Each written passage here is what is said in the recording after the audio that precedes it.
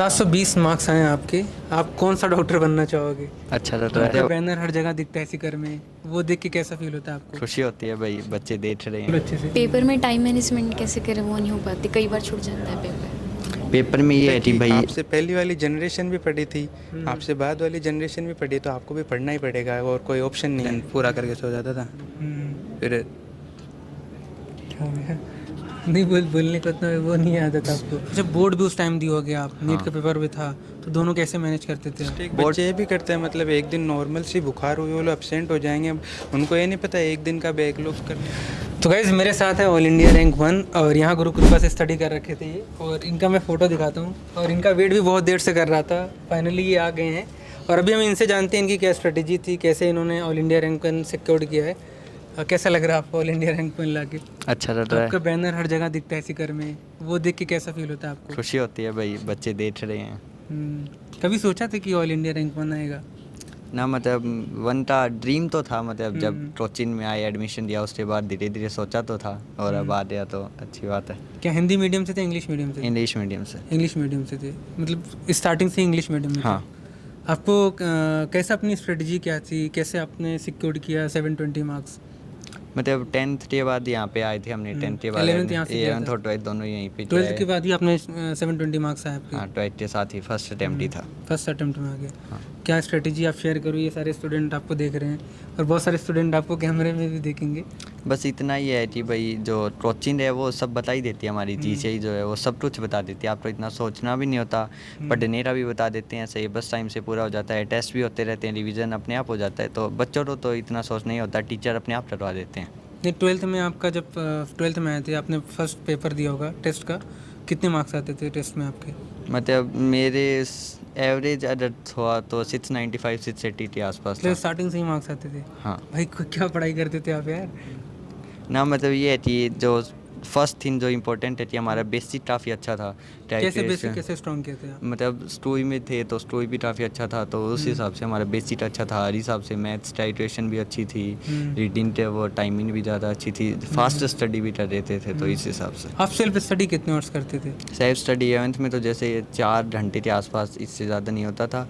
और 12th में 6 घंटे के आसपास। अच्छा, बोर्ड भी उस टाइम दिए होगे आप, नीट हाँ। का पेपर भी था, तो दोनों कैसे मैनेज करते थे आप? बोर्ड में तो कुछ ही नहीं था, फिजिक्स केमिस्ट्री बायो तो जैसे पढ़ाते हैं कोचिंग में तो उसी से हो जाता है। इंग्लिश में ये है कि क्लासेस भी रखी थी, तो मैंने क्लास अटेंड की थी। और बाकी एक बार बुक पढ़ लो और फिर CBSE बोर्ड है ही नंबर देने के लिए। क्या कोई बुक साइट यूज़ की, या एनसीईआरटी का कितना रोल था? कैसे बायोलॉजी की एनसीईआरटी कैसे पढ़ते थे आप? मतलब बायोलॉजी की NCERT में हाथ में, मतलब पेन से अंडरलाइन करके, और कुछ इंपॉर्टेंट है तो उसको साइड में लिख के ऐसे पढ़ता था। नहीं, बहुत लोग बोलते हैं बायोलॉजी रटने वाला, तो मैं टॉपर से जानना चाहूँगा, आप मतलब- भी बायोलॉजी रट के पढ़े थे? ना, ऐसा इंपॉर्टेंट नहीं है, कुछ टॉपिक्स है वो रटने भी पड़ते हैं। अब कुछ चीज़ें हैं कि भाई ये ऐसा होता है तो होता ही है, अब उसमें क्या ही कर सकते हैं। पर ऐसी बहुत सारी चीज़ें हैं जो आपको वैसे भी याद हो जाती हैं, समझ में आ जाती है प्रोसेस वाइज। फिजिक्स कैसे पढ़ते थे आप? फिजिक्स में ये है कि मैंने नोट्स बहुत ज़्यादा बार पढ़े हैं। फॉर्मूले वगैरह कैसे रिमाइंड करते थे? फॉर्मे याद, बार बार नोट्स पढ़ते हो आप जैसे जैसे, तो फॉर्मे अपने आप याद हो ही जाता है। बैकलॉग वगैरह भी होता रहा होगा आपका, उसको कैसे कवर करते थे? मेरा मतलब अगर बाई चांस हो भी जाता था बैटरी, और तो मैं छोड़ देता था एक बार के लिए। अरे बार में अपने आप, जैसे बहुत सारे टेस्ट होते थे, 10-15 बार टेस्ट हो रहे हैं, 8 उसका चैप्टर था, तो वो अपने आप रिवाइज हो जाता था। केमिस्ट्री कैसे पढ़ते थे? केमिस्ट्री में ये है कि जैसे, मतलब फिजिक्स और केमिस्ट्री में मैंने मेनली नोट्स ही पढ़े हैं बहुत ज़्यादा। 12th में आने के बाद केमिस्ट्री में थोड़ी NCERT भी पढ़ी है, मतलब ऑर्गेनिक इनऑर्गेनिक NCERT ज़्यादा इंपॉर्टेंट है, मतलब वो पढ़नी पड़ती है, उसी से क्वेश्चन आते हैं।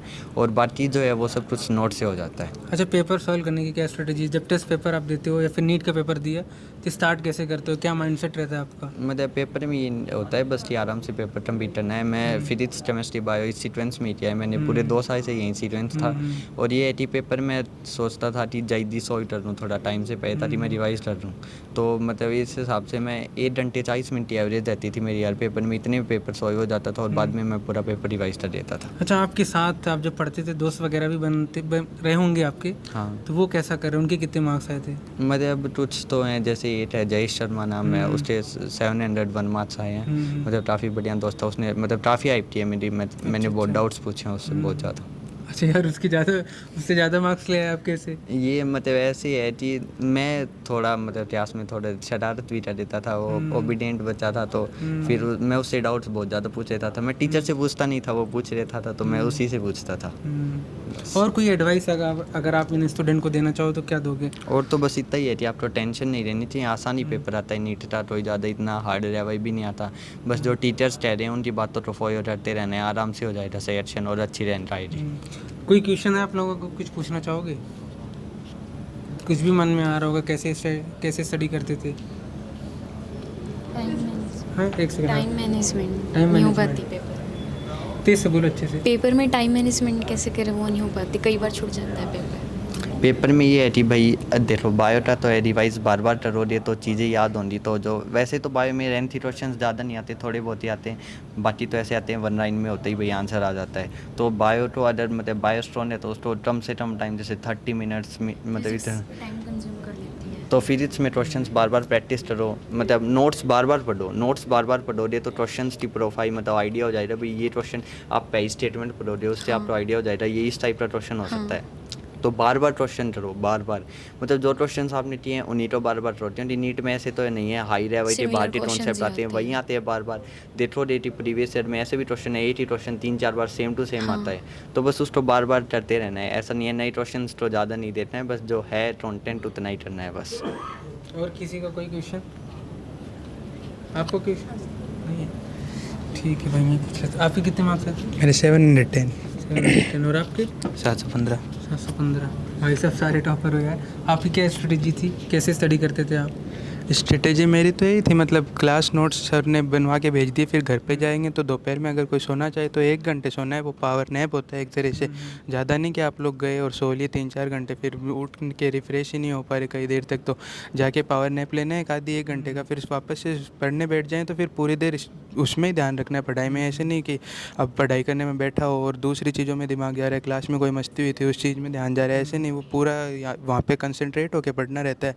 और मैं तो ऐसे करता था, मतलब जाते ही सबसे पहले बायो पढ़ता था, क्योंकि जाते ही पढ़ेंगे ना तो जो टीचर ने क्लास में बोला था वो सारी चीज़ें एज इट इज़ माइंड में आती रहती है, मतलब गैप आ जाता है ना अगर 4-5 घंटे का, तो फिर वो याद नहीं रहती चीज़ें। पहले बायो फिर केमिस्ट्री और रात को फिजिक्स पढ़ता था ताकि ज़्यादा नींद वगैरह ना आए, इसलिए फिजिक्स लास्ट में। अरे बहुत सारे स्टूडेंट जो प्रिपरेशन करते हैं उनको नींद आने लगता है फिजिक्स से ही। फिजिक्स से नींद की वो पढ़ते, मतलब वो नोट्स को ऐसे पढ़ते हैं जैसे वो बायो हो, तो अगर एक आप कैसे पढ़ते थे अपनी नोट्स, फिजिक्स कैसे पढ़ते थे? फिजिक्स में तो मेजरली क्योंकि टीचर ज़्यादातर क्वेश्चन ही कराता है, मतलब एक चैप्टर में एवरेज 50 क्वेश्चन तो करवाता ही है, तो उसमें से थ्योरी तो लगभग अगर एक चैप्टर को अपन 50 पेज का माने तो थ्योरी तो 10 पेज की होगी, बाकी के 40 पेज में तो क्वेश्चन ही आएंगे। तो थ्योरी पढ़ने से अगर नींद आने लग जाती है तो जितनी थ्योरी पढ़ी है उसके लिए उसका मॉड्यूल उठा लो, उसके क्वेश्चन करने चालू कर दो, नींद थोड़ी कम हो जाएगी। फिर मतलब वापस से थ्योरी पढ़ लो, नींद कम होते ही फिर वापस आने लगे तो वापस क्वेश्चन कर लो। आपके 715 नंबर है नीट में, राइट? आपकी क्या स्ट्रेटेजी थी, कैसे स्टडी करते थे आप? मेरी शाम को क्लास होती थी, तो जब मैं हॉस्टल में जाता थोड़ी देर मतलब 9 बजे पढ़ना स्टार्ट कर देता, तो जितना भी पढ़ाते हैं वो उस दिन पूरा करके सो जाता था। फिर नहीं बोलने को इतना वो नहीं आता था आपको। कहाँ से हो आप? नीम का था। अच्छा, नहीं, थोड़ा कॉन्फिडेंस ला भाई, अब तो यार 715 मार्क्स आया आपका, लोग आपको सुनना चाहते हैं। सही है। अच्छा, थोड़ा सही, कोई बात नहीं, धीरे धीरे लेकिन बढ़ावा है इस चीज़ को। 720 मार्क्स आए आपके, आप कौन सा डॉक्टर बनना चाहोगे? मतलब अभी तो डिसाइड नहीं किया ये है कि भाई 5.5 साल की तो MBBS है, तो उस दौरान जिस फील्ड में इंटरेस्ट आएगा उस साइड जाएंगे। और आप कौन सा डॉक्टर बनना चाहोगे? सेम मेरा भी यही है, मतलब अभी कुछ सोचा नहीं, मतलब ऐसे किसी भी नॉर्मल बच्चा जो नीट की तैयारी करता है वो ऐसे ही बोलता है मैं कार्डियोलॉजिस्ट या न्यूरोलॉजिस्ट वगैरह बनना चाहूँगा, वैसा कुछ अभी तक सोचा नहीं। सेम सौरभ वाली तरह जिस फील्ड में इंटरेस्ट आएगा उसमें मतलब अभी पूरा 5.5 साल MBBS को दोगे, हाँ, उसके बाद डिसाइड करोगे आप क्या करना है। और आप कौन सा डॉक्टर बनोगे? मेरा भी सेम ही है। अच्छा, सेम ही है। मतलब वो बच्चे बोलते हैं ना मैं न्यूरोलॉजिस्ट बनूंगा, कार्डियोलॉजिस्ट बनूंगा, वो एक तरफ पैसों की तरफ देखते हैं, पैसों मतलब न्यूरोलॉजिस्ट कार्डियोलॉजिस्ट की तरफ पैसा बहुत है ना, इसलिए कहीं किसी भी MBBS या फिर MD का उनको पास आइडिया नहीं रहता, वो एक इधर उधर से सुन के वहाँ पे जाके एक्सपीरियंस करोगे इसके बेसिस पे। मतलब और भी फील्ड होती हैं, कई ऐसी फील्ड है जिसके बारे में अभी तक पता भी नहीं है, उनके बारे में सोचेंगे, जो अच्छी लगेगी उनमें जाएंगे जिनमें इंटरेस्ट होगा। कॉलेज वगैरह में कैसे टाइम स्पेंड करने वाले हो? वो डिसाइड किया? मतलब अभी तो जैसे हमारे सीनियर्स हैं उनके साथ इंटरेक्शन चल रहा है, हमारे बातें हो रही हैं भाई, तो राइड करते रहते हैं भाई टॉयज़ में ये ऐसे होता है ऐसे होता है, तो धीरे धीरे हम जाएंगे तो और भी सीट जाएंगे, अब थोड़े दिन में जाना ही है। अच्छा, कोई गाइडेंस है आपका? जब नीट में प्रिपरेशन करते तो आप गाइडेंस किससे लेते थे? मतलब गाइडेंस तो ये है भाई, टीचर्स क्लास में ही बता देते थे और Budania sir time to time class visit करते थे, राजेश सर भी आते थे, तो इस हिसाब से पता चलता रहता था कि भाई ऐसे तैयारी करनी है, अब इतना हो रहा है आपका सही है, बस अब इतना करना है, तो टीचर्स ही गाइड करते थे। अच्छा, कोई ऐसे मिस्टेक जो आपने किया हो और अभी सोचते हो कि यार स्टूडेंट ये सब मिस्टेक नहीं करना चाहिए किसी टॉपिक को लेके? मतलब ये है कि टॉपिक तो रेटेड तो नहीं है, पर 11th की लास्ट में ये है कि मैंने मतलब क्लास में ध्यान देना थोड़ा कम कर दिया था, तो वो मिस्टेक नहीं करनी चाहिए।